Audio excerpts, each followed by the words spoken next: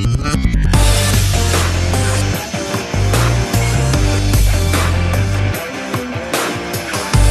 la República Dominicana, soy Ivonne Ferreras. Aquí estamos, señores, en el ombligo de la semana, así dice la gente. Y sí, con muchas, cada vez más informaciones.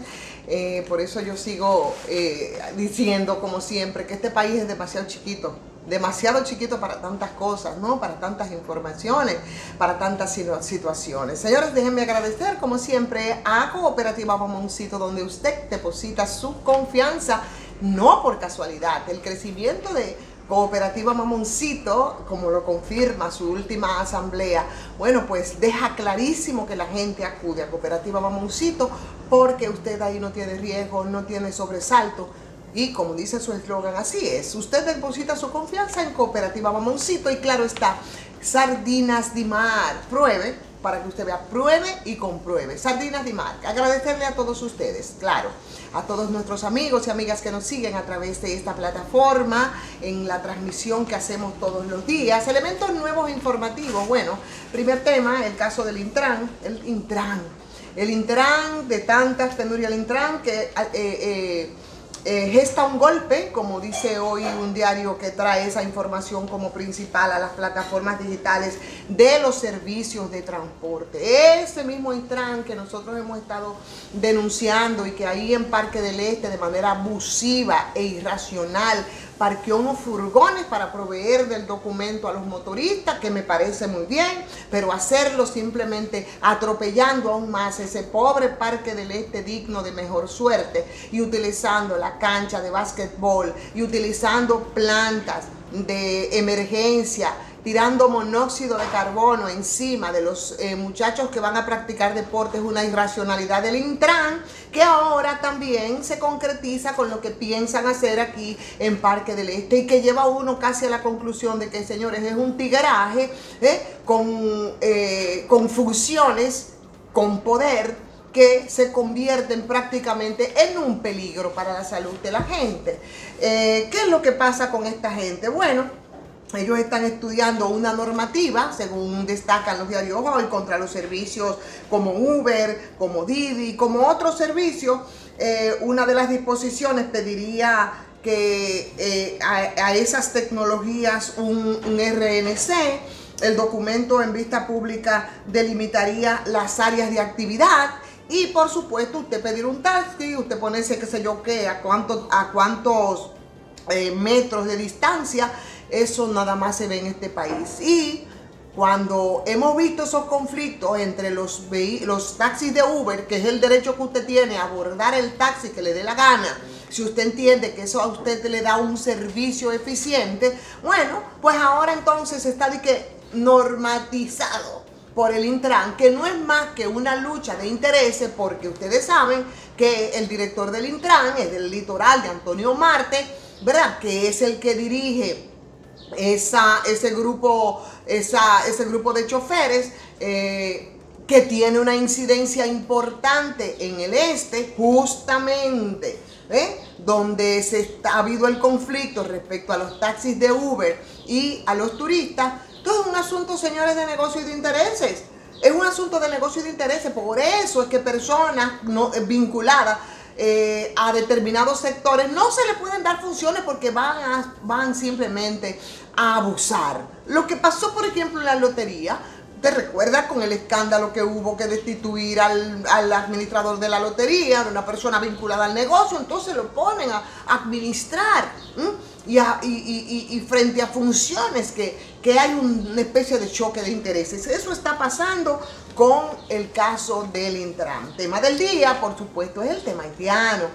Hoy una información que ha venido a propósito de todo el tema, ¿no? Y el enfoque que les hemos estado dando a este caso. Por supuesto, procurando no colocarnos ni en un extremo ni en otro, porque ahora se han destapado los demonios de gente que sin profundizar en la situación del tema haitiano simplemente se van a un extremo, se van a otro extremo, porque aquí el asunto simplemente ha quedado en si haitianos y pro haitianos, que no es así. El tema es mucho más delicado, siempre lo hemos dicho. Y bueno, En medio de todo esto, el caso de las bandas, el caso del caos en Haití, el caso de la inestabilidad, de la debilidad institucional, del vacío de poder, y de esas bandas con los secuestros, el caso de los ciudadanos norteamericanos. Hoy en los diarios se hablaba de que de Estados Unidos estaba por hacer el rescate de los ciudadanos norteamericanos y que probablemente ellos iban a irrumpir e iban a intervenir. Esto fue negado por el director, el jefe del CEFRON ahí en la zona. Lo cierto es que hay cerca de 12.000 efectivos en verdad, que ha trastornado y mantiene esa zona con mucha presión. Los contactos con la comunidad, no solamente de dominicanos ahí en la frontera, sino también de haitianos, así lo han dejado bastante claro. Y por supuesto, a propósito de claridad, el presidente Luis Abinader volvió a referirse al caso de los estudiantes, señores, de los estudiantes haitianos que hoy en un documento están pidiendo compasión. Los estudiantes haitianos que están en el país, eso nunca se había visto. Estudiantes que pagan y pagan bastante, pagan bastante costoso, muy caro. No son estudiantes que están aquí, que vienen becados, no. De la cantidad de estudiantes extranjeros, cerca de 6.000 aquí en las distintas universidades, entre la Pucamaima, la misma Universidad Autónoma de Santo Domingo. Entonces, por culpa de esos bandoleros, de la situación que hay en Haití, no se puede de ninguna manera, señores, suspender los estudios a esos haitianos. El presidente ha dicho que los que están aquí estudiando, bueno, pues seguirán haciéndolo, que lo que se va a suspender es los visados para nuevos ingresos, porque temen las autoridades que dentro de todo esto pudieran entonces colarse gentes que son parte de las bandas que ahora mismo se han hecho dueños de Haití. Y yo aprovecho también en este caso para decir que si se cuelan es porque lo permiten las autoridades dominicanas que están al frente de los consulados allá, que siempre se ha dicho, se ha hecho mucho negocio desde los consulados para que muchos haitianos entonces vengan a República Dominicana. De todas maneras, la situación sigue bastante tensa, ¿no? Ahí en la frontera parece que el caos y la hecatombe pues asoma a ese pobre país, se termina el combustible y ya ustedes saben lo que podría ocurrir con toda esta situación. Muy preocupante, muy lamentable.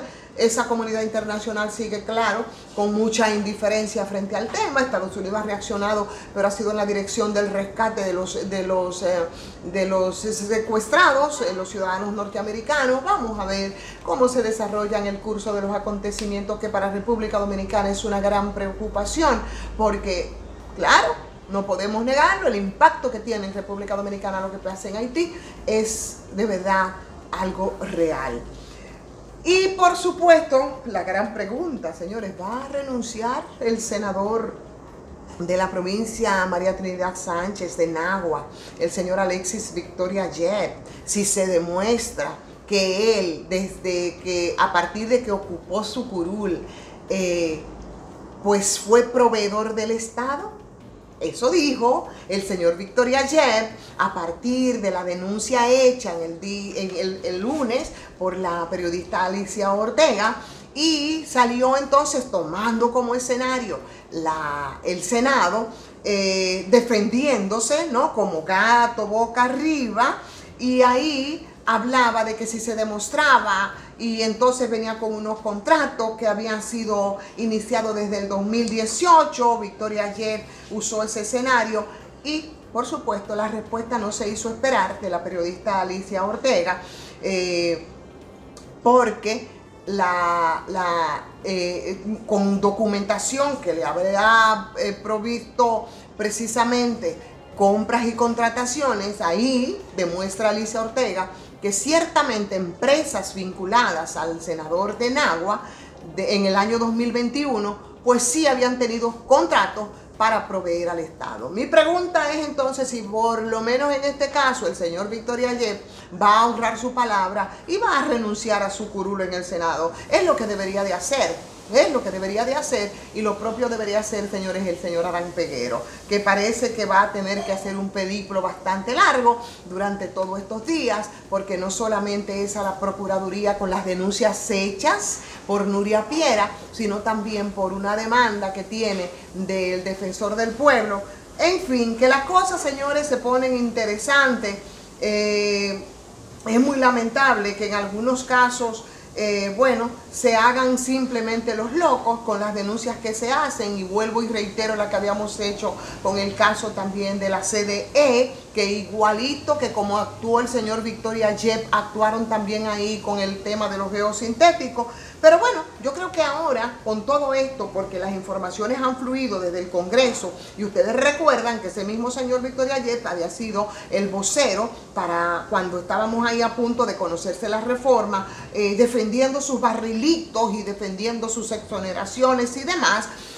Esas informaciones entonces que ahora fluyen, y que eso fue como impactó mucho, ¿no? Y parecía como un shock entre el primer poder, que es el Congreso, y el Poder Ejecutivo. Pero esto plantea entonces una especie de confrontación. Una confrontación que deja clara precisamente al final del día algo muy interesante, que es la depredación de lo que es de todos nosotros, de grupos empresariales y de grupos políticos. Entonces eso a mí me parece que es interesante, y me encanta que entonces ese choque siga dándose en tanto emerge todas esas conductas inapropiadas que afectan el erario público de empresarios y de funcionarios políticos.